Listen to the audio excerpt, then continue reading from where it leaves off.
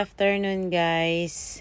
Sa araw na ito, dito sa Kuwait is holiday. So, dahil sa holiday, gogora na naman ang inyong auntie. Kami na naman ng mga kaibigan ko ay pupunta somewhere na maghahanap na naman ng dinar. At sa part-time na ito, ang aming gagawin ay home service.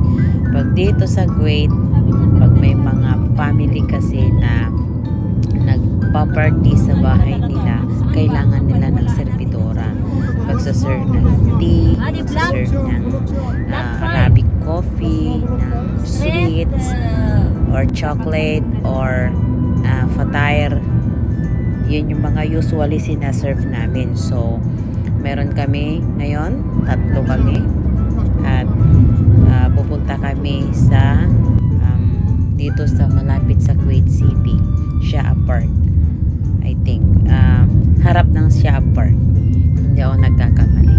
And malapit na po kami sa aming destination. Gusto ko lang po ipakita sa inyo yung view sa mga dinadaanan namin. Ito ay residential area. So, andito na nga po kami, nakarating na nga po kami at naiprepare na namin yung aming mga gamit. Yan ang aming mga buhat-buhatin kapag kami ay nagse-service. Ito ay sa juice. Pasensya na po, yun lang yung footage ko at ang oras na ito ay alas 4 na.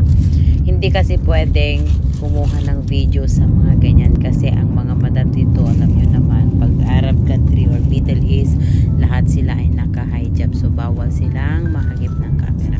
Pauwi na nga po kami ng aking mga kasama. Pero yung mga kasama ko may second shift sila.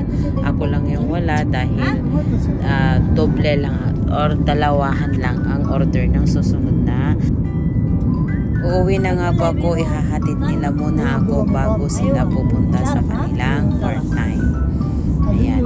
At mamaya-maya ipapakita ko rin po sa inyo kung magkano ang kinita namin dito sa part-time.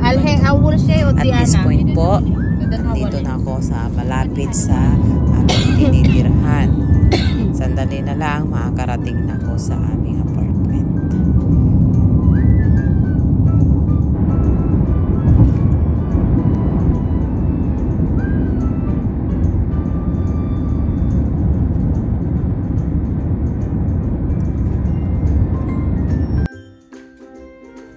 At ito nga po ang aking sinahod sa araw na ito. Ang 1KD is aming tip yan. Pero ang sahod ko lang talaga sa part-time na yan is 10KD. Good morning guys.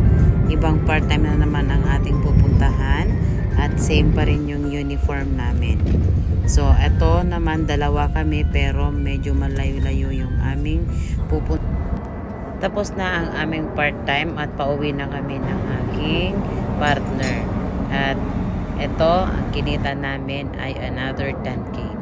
So, maraming salamat sa iyong panunood sa aming holiday part-time.